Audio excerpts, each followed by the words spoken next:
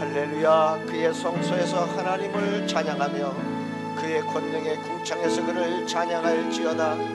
그의 능하신 행동을 찬양하며 그의 지극히 위대하심을 따라 찬양할지어다.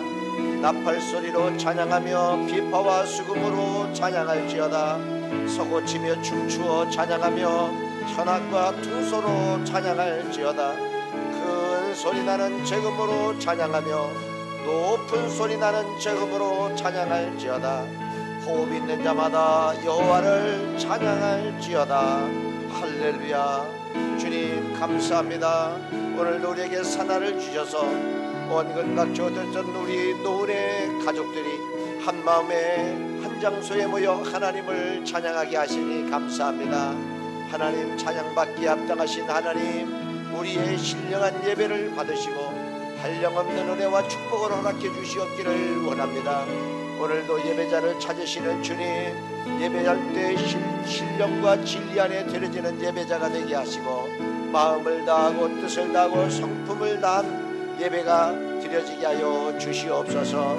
복 주시마 약속하신 주님, 하나님 병든 육체를 주님 보혈의 공로로 씻어주시고 깨끗하게 치유해 주실 뿐만 아니라 우리의 모든 죄도 무거운 짐도 주님 다 해결해 주시기를 원합니다. 수고 무거운 짐진 자들아 다 내게로 오라 하신 주여, 내가 너희를 쉬게 하리라 약속하신 주님의 약속을 믿습니다.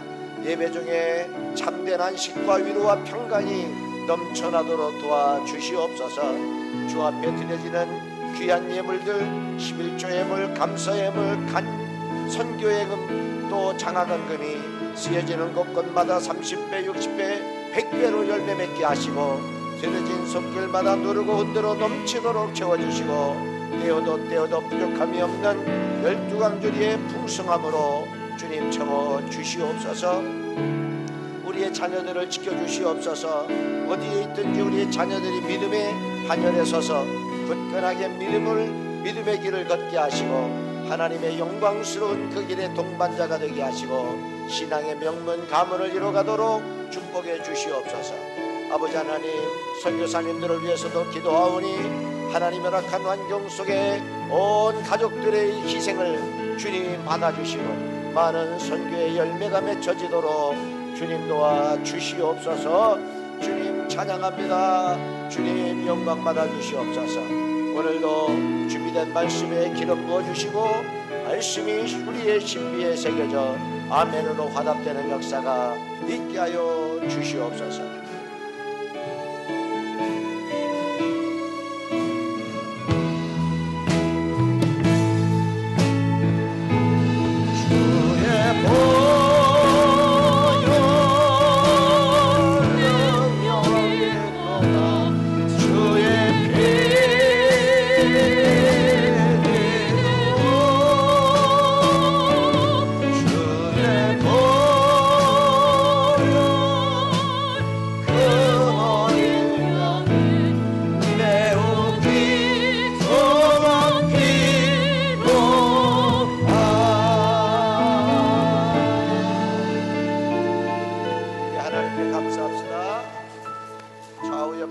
인사하실까요? 잘 오셨습니다.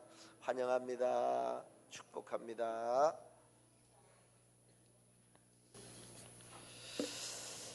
훈련하라라는 제목은 주제로 오늘은 마지막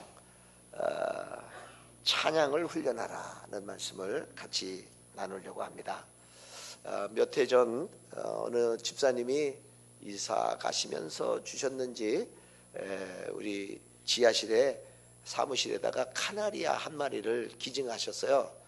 물론 그 전에 십자매도 길러봤고 인꼬도 길러봤지만은 이 십자매는 좀 독특한 매력이 있더군요.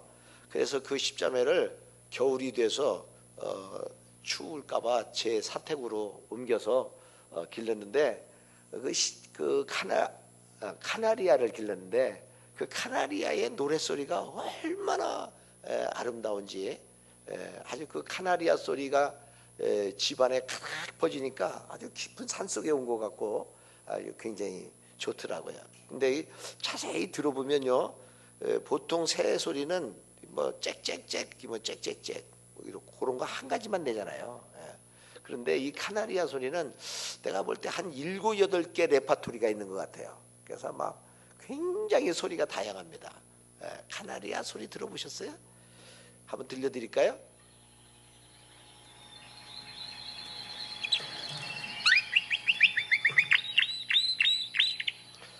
그런데 이 카나리아를 기르다가 이 노란 조를 이렇게 먹이로 주었는데 언제나 물이 떨어지면 물 주고 그 모이통에 노란 조가 떨어지면 이제 노란 조를 주고 인코 같은 경우는 그렇게 줬어요. 근데 이 카나리아는 언제든지 봐도 이 그 모기통에 조가 남아 있더라고요. 그래서 안 줬거든요. 나중에 알고 보니까 이 카나리아는 그 조를 입으로 까가지고 속 알맹이만 빼먹고 껍데기만 이렇게 수북히 쌓였던 거를 몰랐어요. 결국 굶어 죽었어요. 얼마나 나중에 내가 카나리아한테 미안하든지 다시 부활할 수만 있으면 잘 기를 수 있겠는데, 근데 나중에라도 카나리아는 좀 다시 이렇게 한 쌍을 길러보고 싶다 하는 생각이 있습니다. 똑같은 소리라도 이렇게 맑은 소리, 기쁘게 하는 소리, 노래하는 소리는 새도 사람이 들을 때 기쁘잖아요. 우리가 하나님 앞에 여러 가지 기도를 하지만 이 찬양을 올려드릴 때 하나님도 이와 같이 얼마나 기뻐하실까, 그런 생각을 제가 그때 한번 해봤어요. 이 찬양은 곡조가 붙은 기도다, 그런 말이 있어요. 그러니까 찬양은 단순한 찬양이 아니라 우리의 기도인 것입니다. 오늘은 종교개혁 500주년 기념일입니다. 마틴 루터가 종교개혁을 일으키는 여러 가지 중요한 의미를 했는데, 그 중에 물론 첫 번째는 이 히브리어 헬라어로 된 성경을 독일어로 번역해서 성직자만 갖고 있던 성경을 일반 모든 독일 국민에게 나눠준 것입니다. 그래서 이 교황이 뭐라고 말하는가가 아니라 성경이 뭐라고 말하는가, 성경이 있다 그러면 있는 것이고 성경이 없다 그러면 아니다 그러면 아닌 것이죠. 그래서 성경이 유일한 신앙의 근거를 이룬다. 그래서 성경을 독일 사람들이 쉽게 읽을 수 있는 독일어로 보급한 일이 아주 중요한 일이고요. 두 번째 이 마틴 루터의 중요한 역할은 거룩한 성가복을 입은 성가대원만 훈련받은 목소리로 거룩한 성가대만 부르는 곡에서 이 마틴 루터는 그 당시 그 독일의 민요 가운데 가사를 바꿔가지고 그 찬송가로 만들어서 부르게 했다는 것입니다. 실제로 우리 찬송가 중에는 독일 국가가 우리가 많이 듣는 그런 그 유행가입니다.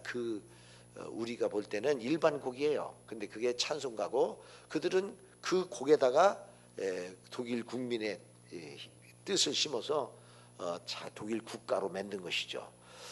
이렇게 찬양을 특별한 사람만 부르던 그 찬양을 모든 국민이 부를 수 있도록 언제든지 부를 수 있도록 평복을 입고 일하면서 길 가면서도 부를 수 있도록 만들었다는 것이 종교개혁의 아주 중요한 또 의미예요. 그 중에 대표적인 곡이 찬송가 585장 내 주는 강한 성이요인데 이 마틴 루터가 작사했고 작곡했어요. 그렇게 많은 사람들이 그 교황청에서 루터를 죽이려고 하고 핍박이 오고 협박이 오고 그럴 때 이 마틴 루터는 많은 독일 군민과 함께 이 찬송을 불렀습니다. 한번 불러볼까요, 우리도?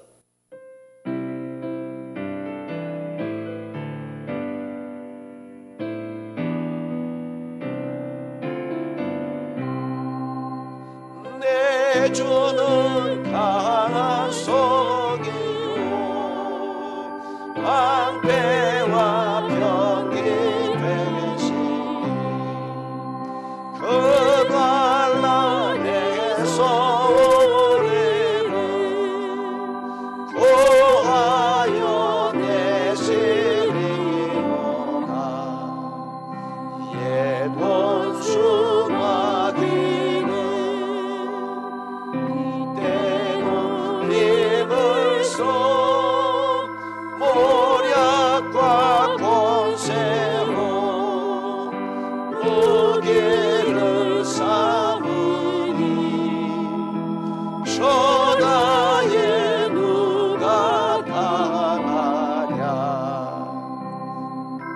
내 힘만 의지할 때는 패할 수밖에 없도다. 힘 있는 장수 나와서 날 대신하여 싸우네. 이 장수 누군가 주 예수 그리스도 만군의 주로다. 당할 자 누구냐 반드시 이기리로다. 이 땅의 마귀들 그여 우리를 삼키려 하나. 겁내지 말고 섰거라. 진리로 이기리로다. 친척과 재물과 명예와 생명을 다 빼앗긴데도 진리를 살아서 그 나라 영원하리.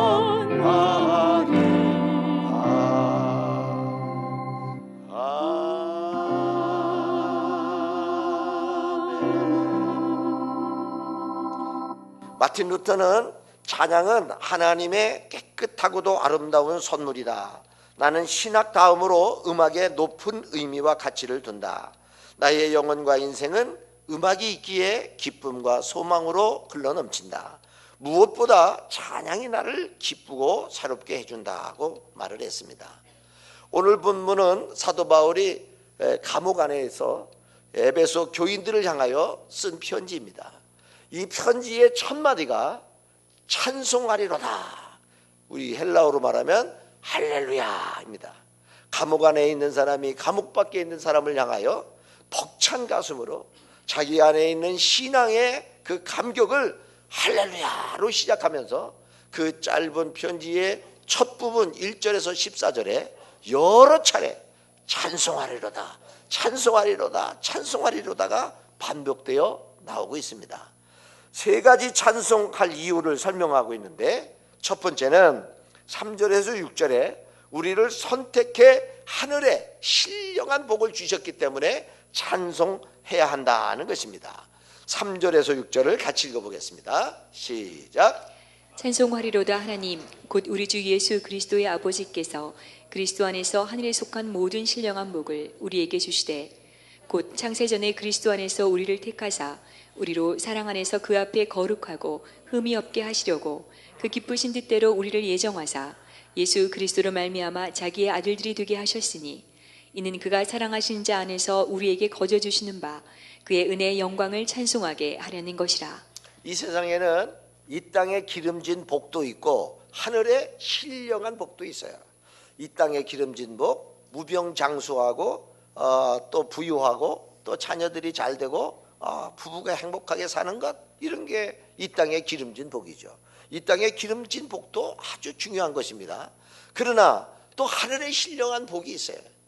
이 세상 사람들은 이 땅의 것으로, 이 땅의 것은 특징이 하나 있는데 또다시 목마르고 또다시 목마르고 또다시 목마른 거예요. 수가성 우물가의 여인이 남자를 그렇게 바꿔도 또 목마르고, 우물가의 우물을 마시고 마시고 마셔도 또 목마르지만 하늘의 신령한 복을 받은 사람은 그렇지 않습니다.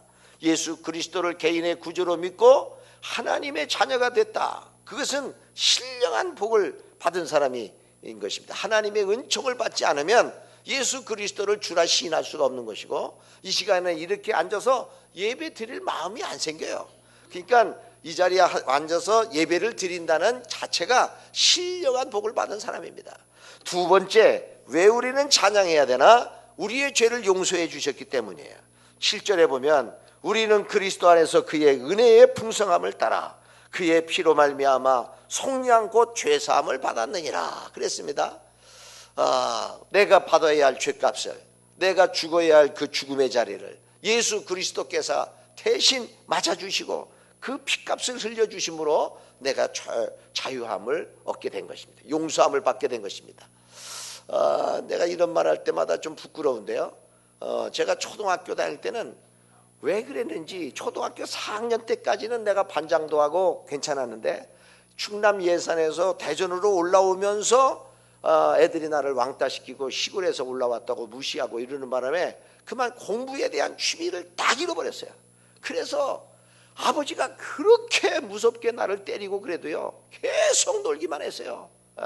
우리 아버지가 아주 무서운 분이셨어요. 때려도 보통 때리는 게 아니라 아주 혓기를 풀러가지고 나를 막 때렸어요. 너 한 번, 두 번, 세 번이면 때린다. 그런데도 또 놀고 또 놀고, 뭐 크게 내가 뭐 사고 치고 그렇진 않았는데 왜 그렇게 공부를 안 하려고 그랬나 모르겠어요. 그래서 요즘 공부 안 하고 땡땡이 치는 놈들을 이해를 나는 충분히 할 수 있겠어요. 내가 왜 그랬나 이해할 수가 없어요 정말. 내가 생각해도. 그런데 내가 막 이렇게 맞으면 우리 아버지가 막 무섭게 때리는데 우리 감리교 목사 사모가 되신 둘째 누님이 너무 동생이 막 아프게 맞으니까 누나가 나를 이렇게 덮어요. 그러면 누나가 어떤 때는 대신 맞는 거야, 가죽 채찍에. 그래서 내가 그 누님이 대신 맞아. 그 대신 채찍에 맞고 대신 고통받는 게 뭐라는 거를 내가 어려서 조금 체험했어요. 내가 죽어야 할 그 자리, 내가 맞아야 할 그 채찍, 내가 감당해야 할 그 죄책감을 우리 주님이 대신 다 갚아주셨어요. 그러므로 우리는 찬양하는 것입니다. 지옥 가야 할 인생이 천국 갈 사람이 됐으니 우리 속에서 찬양이 절로 나오는 것입니다. 어찌 찬양 안 할까?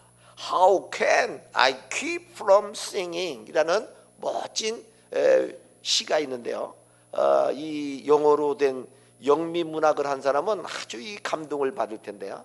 제가 읽으면은 내용보다는 제 발음을 흠을 잡고 그렇게 시비를 걸기 때문에 저는 번역문만 읽겠습니다. 나의 인생은 찬양과 함께 끝없이 계속되며 이 땅의 탄식 넘어 아득히 들리는 찬미의 소리를 들어요. 그것은 새로운 창조의 소리예요. 모든 투쟁의 소란스러운 소리들 가운데 내게 들리는 노랫소리 있으니 내 영혼에 메아리 치는 소리라 나 어찌 찬양 안 할까. 사나운 비바람치는 큰 소리 들려도 나의 찬양을 멈추지 못해요. 비록 둘러싼 암흑 속에 내가 갇혔다 해도 나는 그 어두운 밤에도 찬양해요. 어떤 폭풍도 내가 그 바위에 단단히 서 있는 동안 나의 고요함을 흔들 수 없어요. 하늘과 지구의 주인이신 주님은 사랑이신데 나 어찌 찬양 안 할까. 언제나 폭군의 두려움에 떨며 죽음의 종소리가 들리는 중에도 가까이 멀리서 기뻐하는 친구들이 있는데 나 어찌 찬양 안 할까. How can I keep from singing? 어찌 찬양 안 할까. 1860년대 미국 남북전쟁이 막 여기저기서 젊은이들이 다 전쟁터에 끌려가요. 전쟁터에 끌려가서 수많은 사람들이 죽습니다. 한 젊은이가 나도 끌려가면 죽을 텐데, 그때 이분이 목사님이셨는데 이 목사님이 그 죽음의 두려움, 전쟁의 두려움 가운데 시편 146편 3절에서 5절을 읽다가 큰 감동이 왔어요. 방백들을 의지하지 말며 도울 힘이 없는 인생도 의지하지 말지니 야곱의 하나님으로 자기 도움을 삼으며 여호와 자기 하나님에게 그 소망을 두는 자는 복이 있도다라는 시편이었어요. 이 찬송시를 묵상하는 중에 그렇다. 내가 도울 힘이 없는 사람을 의지하지 말고 하나님을 의지하자. 하나님을 깊이 묵상하다 보니까 마음속에 그냥 찬양이 울러나고 찬양이 우러나기 시작했어요. 그래서 이 사람이 찬송시를 썼는데 그 제목이 어찌 찬양 안 할까. 예, 찬송가 303장입니다. 한번 불러볼까요?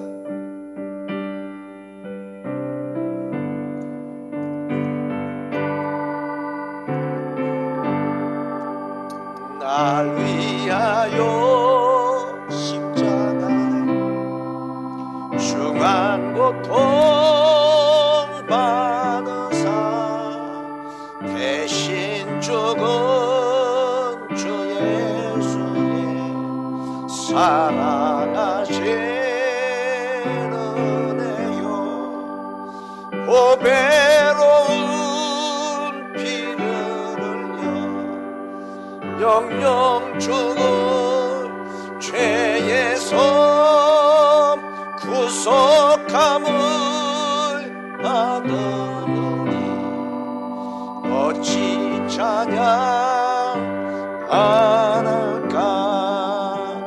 예수 안에 있는 우리 한량없이 즐겁고 주 성령의 위로함이 마음속에 차도다.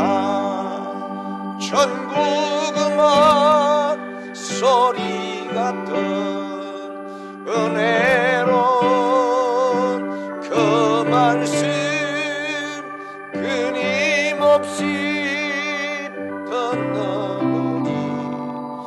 어찌 찬양 안 할까. 이 세상의 모진 풍파 쉬지 않고 불어도 주님 안에 보호받는 우리 마음 편하다. 늘 깨어서 기도하고 저 천국은 바라며 주님만을 기다리니 어찌 찬양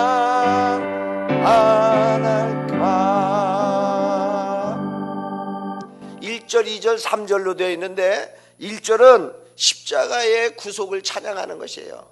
2절은 하나님의 말씀으로 축복해 주시니 감사합니다 찬양하는 거예요. 3절은 천국에 대한 소망입니다. 1절은 지나간 과거에 베푸신 하나님의 은혜를 찬양하는 것이고, 2절은 현재적인 나를 찬양하는 것이고, 3절은 미래에 우리에게 베푸실 하나님의 은혜를 생각하며 찬양하는 것입니다. 그 유명한 성 어거스틴은 과거는 기억 속에, 미래는 기대 속에 있다는 말을 했습니다. 우리 주님이 과거, 현재, 미래에 우리의 삶의 주관자가 되시기 때문에 우리는 하나님을 찬양하지 않을 수가 없는 것입니다. 찬송은 노래로만 부르는 것이 아닙니다. 하나님을 높이기 위한 우리의 몸짓, 시, 그림, 악기 모든 것을 통해서 우리는 찬양을 부를 수 있는 것입니다. 시편은 1편부터 150편까지 있는데 150편 마지막 편은 찬양하는 소리로 가득 차 있어요. 아까 설교 시작 전에 목양기도에 제가 인용한 성경 구절입니다. 시편 150편을 한번 읽어보겠습니다. 다 같이 시작. 할렐루야. 그의 성소에서 하나님을 찬양하며 그의 권능의 공창에서 그를 찬양할지어다. 그의 능하신 행동을 찬양하며 그의 지극히 위대하심을 따라 찬양할지어다. 나팔소리로 찬양하며 비파와 수금으로 찬양할지어다. 소고치며 춤추며 찬양하며 현악과 퉁소로 찬양할지어다. 큰 소리 나는 제금으로 찬양하며 높은 소리 나는 제금으로 찬양할지어다. 호흡이 있는 자마다 여호와를 찬양할지어다. 할렐루야.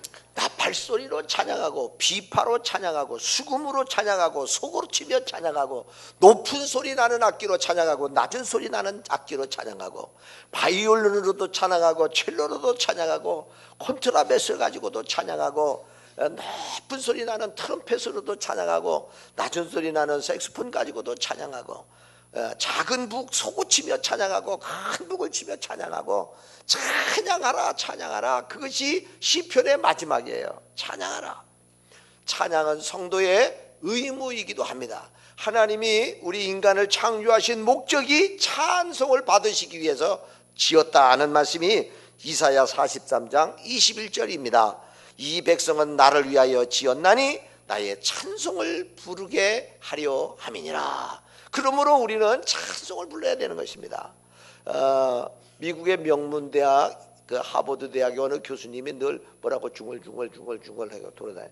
그래서 제자들이 아니 교수님 왜 이렇게 중얼중얼 하세요? 그랬더니 내가 싫은 말이야. 얼마 전에 꿈을 꿨는데 꿈에 내가 천국에 갔더니 천국의 모든 사람들은 찬송밖에 부르질 않더라고. 그러면서 그 천국에 있는 천사가 당신 이제 막 들어온 신입생인데 어디 찬송 좀 불러보려고 하는데 1절부터 끝절까지 아는 곡이 하나도 없더래. 너무 창피해가지고 뭐 망설이는데 막 호통을 치는 바람에 깜짝 놀래갖고 깨어났는데 그 뒤로 내가 생각해보니까 너무 창피하고 그래서 내가 찬송가를 외우느라고 지금 이렇게 중얼중얼 한다 그렇게 말하더라는 것입니다. 노래방 가갖고 노래는 다 외우는데 찬송가를 전곡을 내가 1절부터 3절 4절까지 다 외워서 부르는 찬송이 여러분은 몇 개나 있으신가요? 아우슈비츠 수용소는 아주 악명 높은 죽음의 수용소예요. 유대인이라는 이유만으로 수만 명이 끌려가가지고 강제노역을 당하고 가스실에 죽고 수많은 사람들이 언제 죽을지 모르는 죽음의 공포에서 아주 음습한 곳입니다. 그런데 그 유대인들이 그 날마다 눈물을 뿌리며 하나님 함께 외쳤습니다. 하나님 지금 어디에 계세요? 왜 이런 일을 허락하세요? 하나님 우리를 구원해 주세요. 그러면서 눈물로 기도했어요.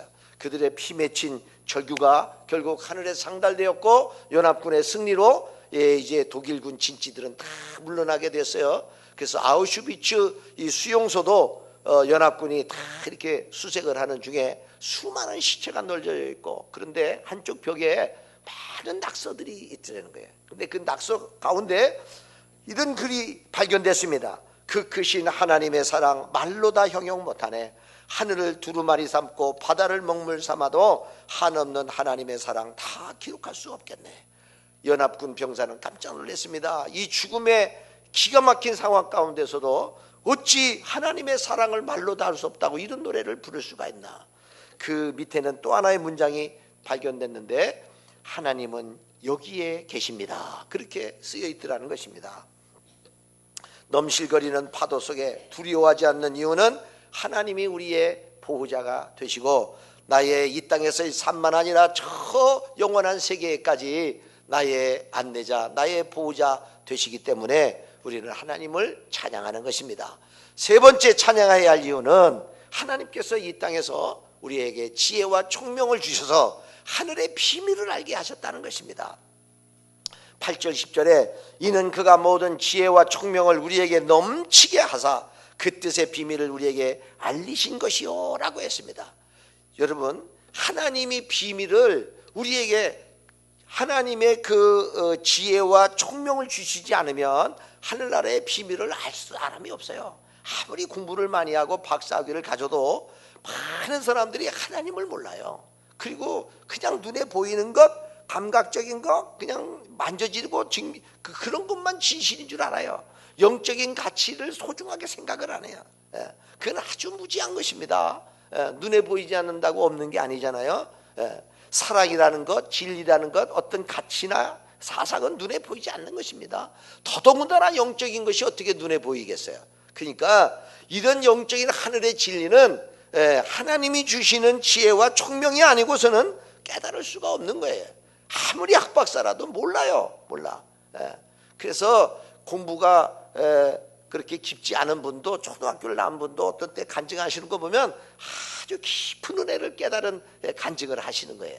그럴 때 뭐 박사학위를 가진 사람도 아주 뭐 말하는 게 아주 얕은데 어떻게 저분은 저렇게 깊은 은혜를 경험했을까? 제가 깜짝 놀랄 때가 있습니다. 70인의 예수님의 제자들이 흩어져 가지고 복음을 전했어요. 두 명씩 짝을 지어가서 그래서 복음을 천국 하나님 나라를 전하고 회개하라고 외치고 병든 자가 있으면 안수할 때 병이 막 낫고 귀신 들린 사람 귀신을 쫓아나니까 귀신이 다 쫓겨져 나가고 너무나 전에 경험할 수 없는 놀라운 경험들을 했습니다. 이 70인 제자가 예수님에게 찾아와서 예수님 놀라운 일들이 벌어지더이다 하고 간증할 때 예수님이 하늘을 우러러 기도하셨어요. 그 기도한 제자들의 간증 소리를 듣고 한 기도 내용이에요. 누가복음 10장 17절에서 24절인데요. 한번 기도 내용 같이 읽어보세요. 시작. 천지의 주제이신 아버지여, 이것을 지혜롭고 슬기 있는 자들에게는 숨기시고 어린아이들에게는 나타내심을 감사하나이다. 내 아버지께서 모든 것을 내게 주셨으니 아버지 외에는 아들이 누구인지 아는 자가 없고 아들과 또 아들의 소원대로 계시를 받은 자 외에는 아버지가 누구인지 아는 자가 없나이다 하시고 제자들 돌아보시며 조용히 이르시되 너희가 보는 것을 보는 눈은 복이 있도다. 내가 너희에게 말하노니 많은 선지자와 임금이 너희가 보는 바를 보고자 하였으되 보지 못하였으며 너희가 듣는 바를 듣고자 하였으되 듣지 못하였느니라. 하나님이 지혜를 주셔서 하나님이 총명을 주셔서 하늘의 비밀을 알게 한 것이 너무나 감사하니까 찬양하지 않을 수가 없는 거예요. 아무리 똑똑해도 아무리 돈이 많아도 아무리 권력이 많아도 하나님이 열어주시지 않으면 그 지혜의 그 비밀스러운 하늘의 비밀을 알 수가 없어요. 답답하기만 한 거예요. 그러니까 그걸 모르는 사람은 그냥 여기 와 앉아서도 졸리기만 한 것이고 그런 거예요. 하늘의 비밀을 알아보세요. 달고 오묘한 말씀이고 정말 새로 감사한 일이죠.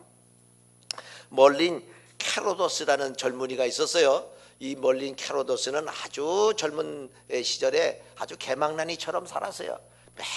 맨날 난폭하게 싸움질이나 하고 형무소를 가고 또 가면 타러 가고 그래서 도박과 폭음으로 삐뚤어진 성격으로 아주 거친 인생을 살았습니다. 그런데 이 캐로도스의 어머니 그리고 캐로도스의 할머니 할아버지가 아주 신실한 크리스찬이었어요.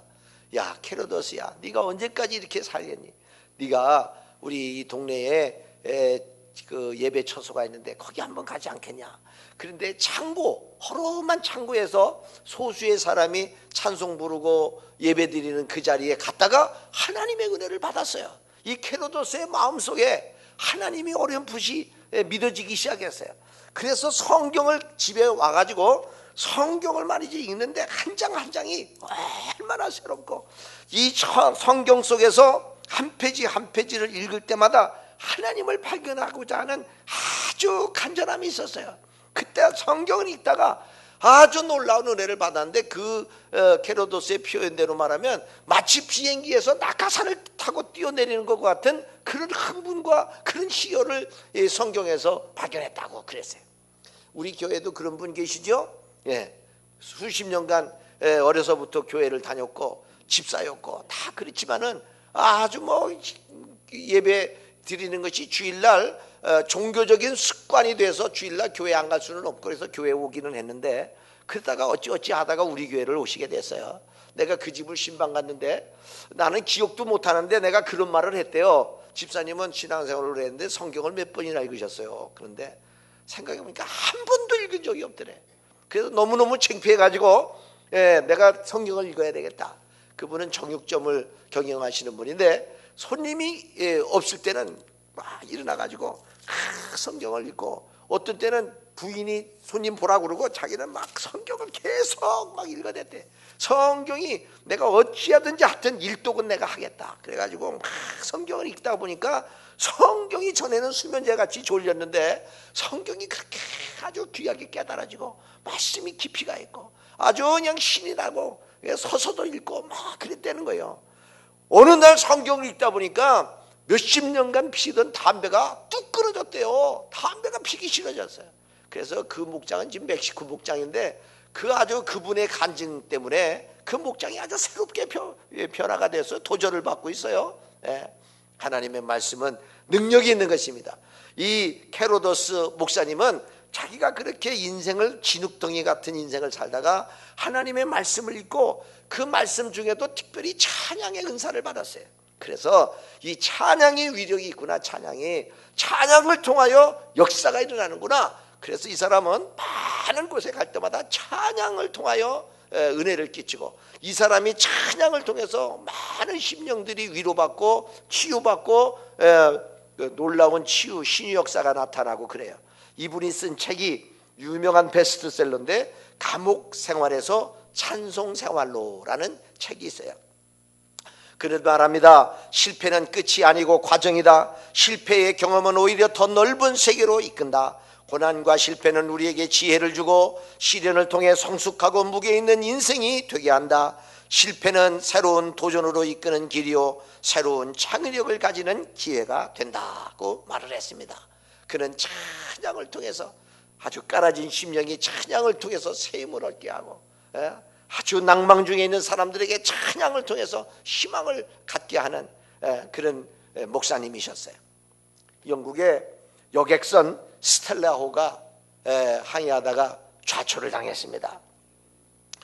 사람들은 아우성 치면서 막 보트를 내리고 거기에 고무보트에 올라탔는데 12명의 여인들이 한 고무보트에 올라탔어요.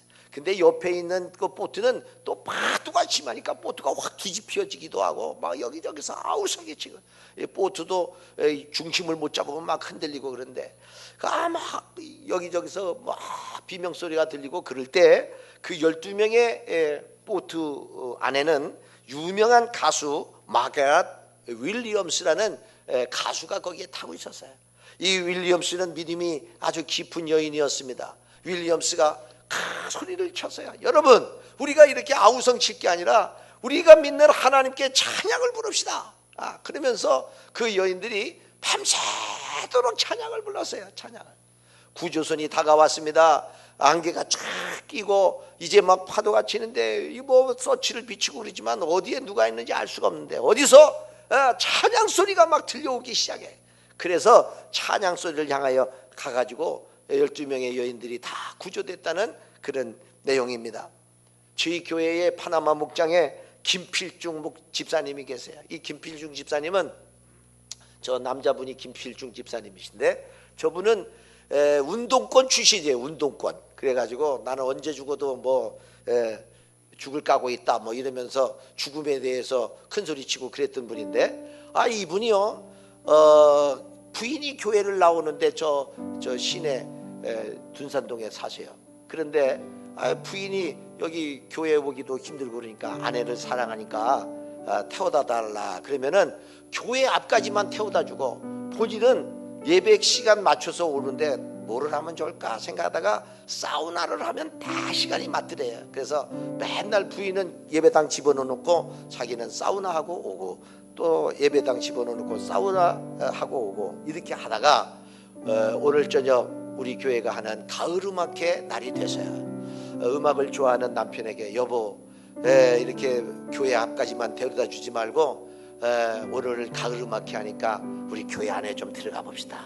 그래서 교회 안에 들어왔는데 아주 분위기가 좋더라는 것입니다.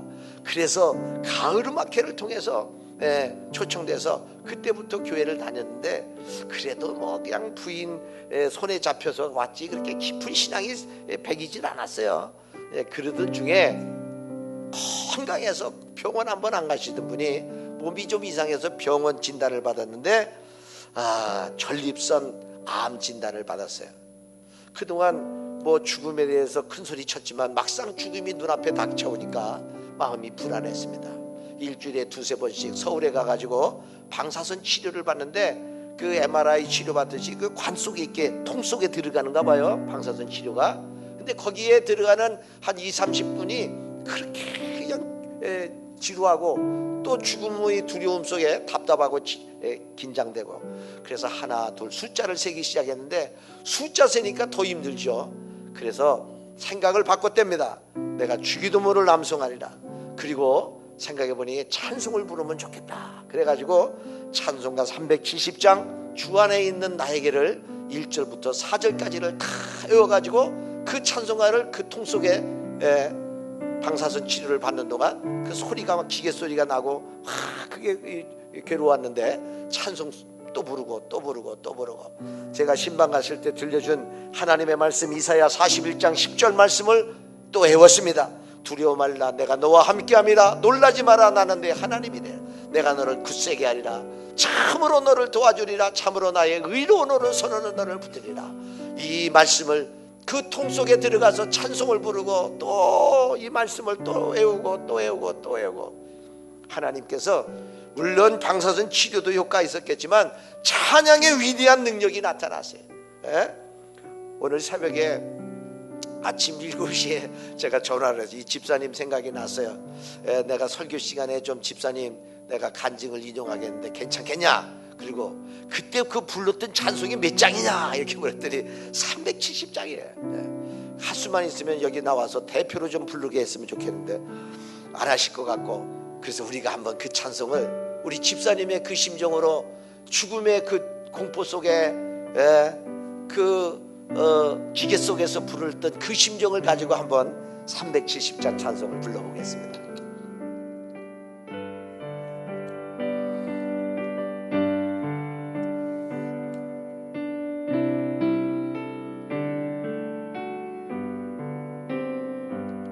주 안에 있는 나에게 단 근심이 있으랴. 십자가 밑에 나가 내 짐을 풀었네. 주님을 찬송하면서 할렐루야 할렐루야. 내 앞길 멀고 험해도 나 주님만 따라가리. 그 두려움이 변하여 내 기도 되었고, 전날의 한숨 변하여 내 노래 되었네. 주님을 찬송하면서 할렐루야 할렐루야. 내 앞길 멀고 험해도 나 주님만 따라가리.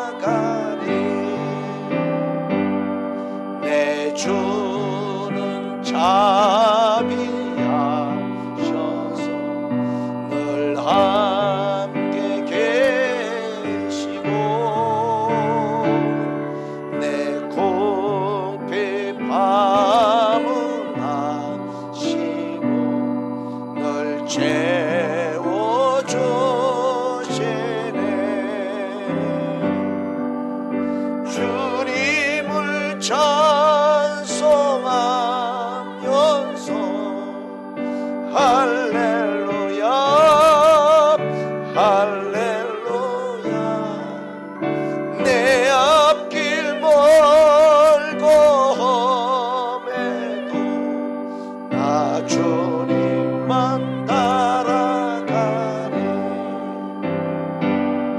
내 주와 맺은 언약은 영불변하시니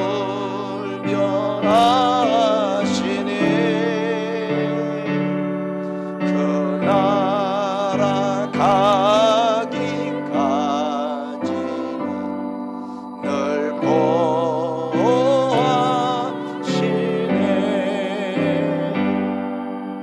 주님을 찬송하면서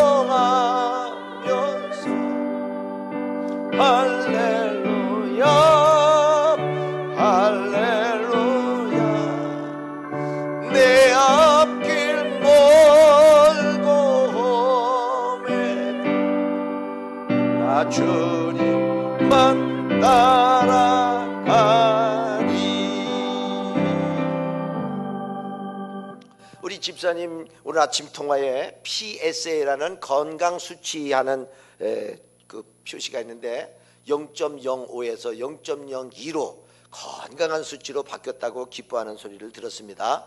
우리 노은 성도들의 중보기도에 감사한 마음을 갖고 있습니다. 우리가 함께 기도하고 함께 이렇게 또 찬송하고 그 죽음의 공포 가운데 20-30분 그 기계 소음 속에서 두려워 떨던 사람이 하나님을 찬양할 때 오히려 그 시간이 부흥의 시간이 되는 것이고 하나님 영광을 돌리는 시간이 될 때 놀라운 치료의 역사가 일어난 줄로 믿습니다. 사랑하는 성도 여러분, 찬미의 제사는 기쁠 때만 아니라 우리 주위의 모든 상황이 암흑 가운데 빠져 있을 때라도 나의 아버지 되시고 나의 생명의 주관 되시는 하나님의 우리의 마음과 뜻을 모아 찬양을 하면 놀라운 역사가 일어날 것입니다. 빌립보 감옥에 갇혔던 바울과 실라도 착고에 채인 채 한밤중에 찬송을 부를 때 웅문이 열렸고 오히려 간수장과 수많은 가족들이 그 밤에 예수 믿고 구원받는 놀라운 역사가 일어났던 것입니다. 찬송은 곡조 있는 기도입니다. 길 가면서도 운전을 하면서도 우리가 찬송을 불러야 할 것입니다. 찬송을 부르면 내 삶에 기적 같은 역사가 일어날 줄로 믿습니다. 2차 대전에 또 영국군과 또 프랑스군과 이렇게 그냥 싸우는데요, 전쟁터에 수많은 사람을 죽이고 수많은 사람들이 죽어가는 이 전쟁 중에 크리스마스 때가 됐어요. 그래서 크리스마스 때 독일군 병사에서 진지에서 크리스마스 트리를 하나둘 밝히기 시작했고 거기서 고요한 밤 거룩한 밤 한 창교가 노래를 부르기 시작했는데 그 찬양 소리, 그 성가 크리스마스 캐롤 소리가 저쪽 영국군 진지에도 들렸습니다. 그래서 영국군 진지에서도 백파이프로 그 찬양을 다시 이렇게 반주하면서 그 전 죽음의 전쟁터가 평화로운 장소가 되었다고 하는 그런 이야기가 있습니다. 1914년 12월 24일 날 있었던 일인데요, 한번 영상으로 보겠습니다. 아까 불렀던 찬송 370장 찬송 부르며 준비한 예물을 하나님 앞에 드리겠습니다.